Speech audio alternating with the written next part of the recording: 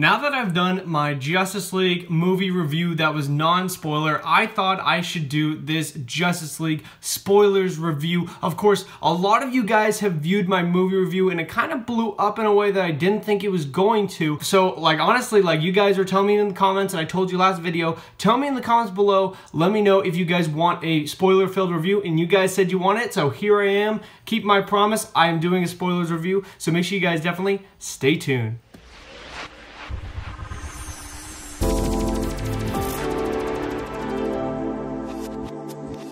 How's it going, Webheads? My name is Ryan Walsh, and before we get into this video, make sure you guys definitely subscribe to Webhead for more Justice League videos. I have plenty coming out on my channel. Also, make sure you guys definitely turn on the notifications bell so you guys get to keep up with all my latest uploads. I have plenty coming out on my channel. Make sure you guys definitely smash that like button if you guys like this spoiler-filled review. Of course, with all that out of the way, let's get into the video, Webheads. Without going any further, of course, there's going to be major spoilers, so if you haven't seen Justice League yet, definitely check out my non-spoiler review. I have that already up on my channel. But now going forward, you have been warned. I am going to do Easter eggs in this video as well. I'm going to leave those for the end of the movie because there's a lot of Easter eggs. But really just going into the main plot of this movie, I absolutely love how simple the plot was for this movie, guys. I absolutely love the simplicity of the plot. I thought it was very, very well done in my opinion. The whole story of Justice League really is just about Batman is seeing that obviously the parademons are coming to Earth. Right at the beginning of the movie, he basically is finding all of these parademons, and it kind of mirrored how the first Justice League issue in the New 52 kind of opened up, where Batman was already fighting some parademons. He takes this one guy, literally strikes fear into him just to attract the parademons, because the parademons are attracted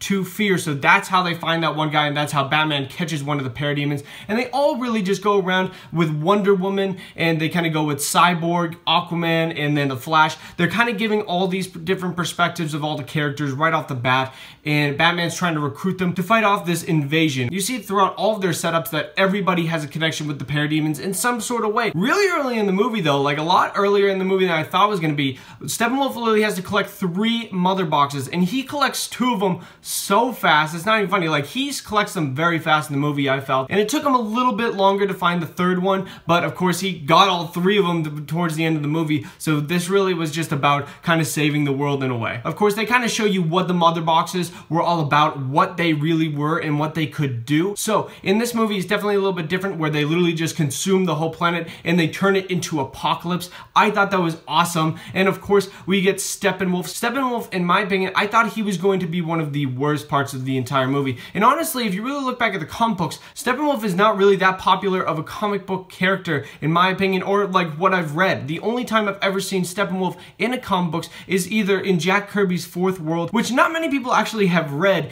and of course, the Darkseid War in the New 52 Justice League line. That's the only times I've really seen Steppenwolf in the comic books, and I think he made an appearance in one of the animated series of Superman, 1 episode very quickly. That's all I really known about Steppenwolf, but I thought they did a pretty good job with him. They kind of made a really unpopular villain kind of seem pretty sweet, and I really like how he first showed up when he was taking out all the Amazons. I thought it was awesome. That was the first mother box he gathered. He took out all the Amazons, and of course, Wonder Woman's mother basically shoots an arrow to warn Diana that an invasion is coming, and that's why she joins in Bruce, and they both go out and seek all the rest of the Justice League members. Of course, he also goes to Atlantis as well, because Atlantis was one of the places where they kept the mother boxes, and Steppenwolf really kicked all of the butts of all the Atlanteans, including Aquaman and Mira. That's right, we got a little Mira appearance, and honestly, she was pretty sweet in that one appearance as well, where she's really using the water to her advantage. From off the pages of the comic book into a movie, they did a great job of really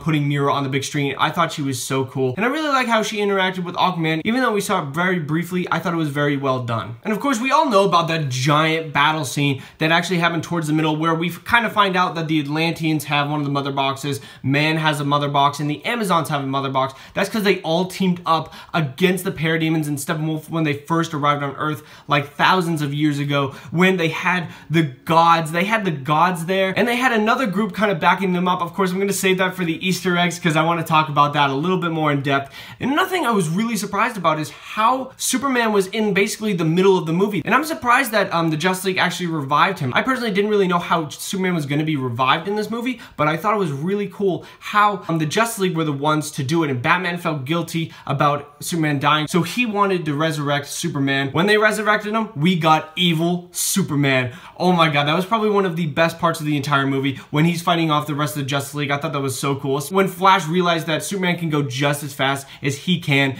in that battle, I thought that was so cool, and I really liked how Superman kind of picked up Batman, and he was like, "Do you bleed?" Kind of what like Batman did to him in the recent movie of Batman vs Superman. I thought that was so awesome. They handled that fight really well, and I think they did much justice with that scene. Of course, the final battle scene was awesome too, when everybody's just kind of teaming up on Steppenwolf. It kind of was a very clear thing that they had to split up the mother boxes, and Cyborg, of course, was going to be the one to do it because he literally had the mother box technology within him, so it made sense that he was going to do it himself. And of course, he had the help of Superman. When Superman showed up in that one scene, taking out Steppenwolf, I lost my mind. That was the coolest Superman scene I've ever seen.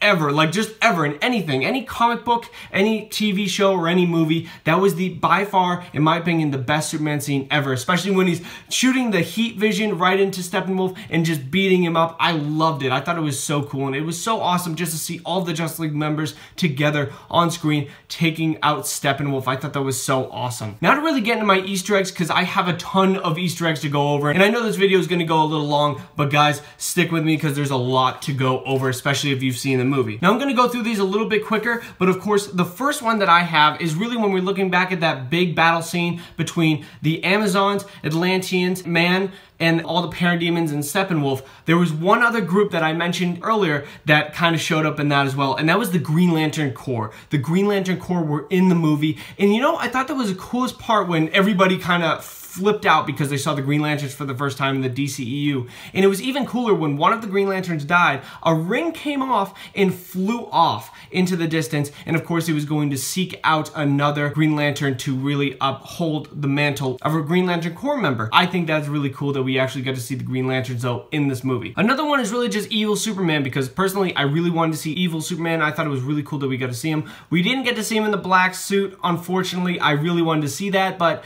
you know what, we got evil Superman, and I'm just happy that we got that. Another thing that was really cool is just really the Batman animated series song actually playing when we see Batman on top of the rooftop with Jim Gordon. He kind of comes down with the rest of the Justice League, and you definitely hear that Batman animated series, or at least I thought it was. I personally thought it was definitely that Batman animated series song coming on. Now there was one thing in the Atlantis battle with Steppenwolf that I did notice. When Aquaman was first coming in, he went right to the throne, and it looked like the king was dead. The king of Atlantis is dead, and I personally think that Orm is going to be taking up this role as king instead of Arthur Curry, and they're actually going to be doing the Throne of Atlantis storyline for Aquaman. I think that definitely was a little bit teased there. Now of course we didn't really get to see Darkseid in this movie, but we did get one little Easter egg towards it, and we did get a for Darkseid tease. Basically Steppenwolf was just like, for Darkseid, when he had all of his parademon armory around him, and he had two of the mother boxes. I thought that was one of the coolest parts of the movie, and I knew everybody in the theater flipped out because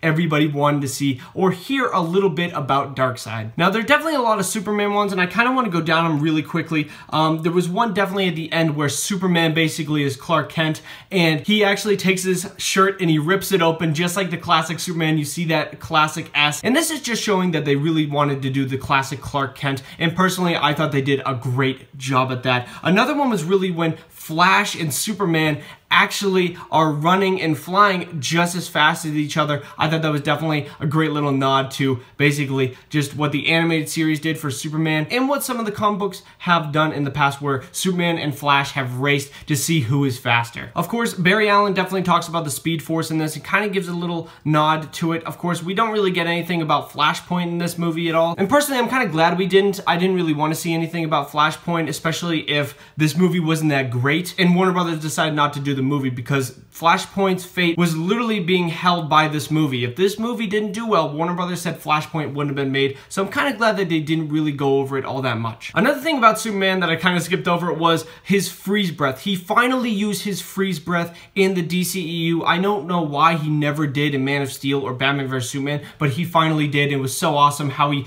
took out Steppenwolf with that. I absolutely loved that scene. It was really cool. With Cyborg, he had a couple little Easter eggs as well. When he first says booyah, Booyah, that's really just a nod to what he used to say in the comic books and what he used to say in that animated Teen Titans TV show that was back on Cartoon Network. That was probably like 10 years ago. That was when I was a little kid and I absolutely loved that show, and he always said Booyah, and I loved it when he said that. And of course, right at the end too, Cyborg literally changes into his new 52 suit when he literally getting a little more sleeker. I personally didn't really like the look of Cyborg throughout the entire movie. I thought he kind of looked a little ugly, but it makes total sense because he's literally getting used to his new cyborg body, and so when he finally kind of masters it, he can change his form, make him look a lot better and a lot more like the new 52 suit. I thought that was a great little nod to the comic books as well. Now, at the very end of the movie, Bruce Wayne and Alfred kind of are coming into the Wayne Manor that used to be, and they're changing it into the Hall of Justice. I'm calling it right now. It's definitely going to be the Hall of Justice because they were talking about putting a giant table with a bunch of seats around it with a little bit extra room as well. So obviously, they're definitely planning on making the Hall of Justice for this, and they're just setting the DCEU on an awesome path for the future. And the last one I really wanted to talk about is this is kind of a nod to, and this is kind of ethereal a little bit as well.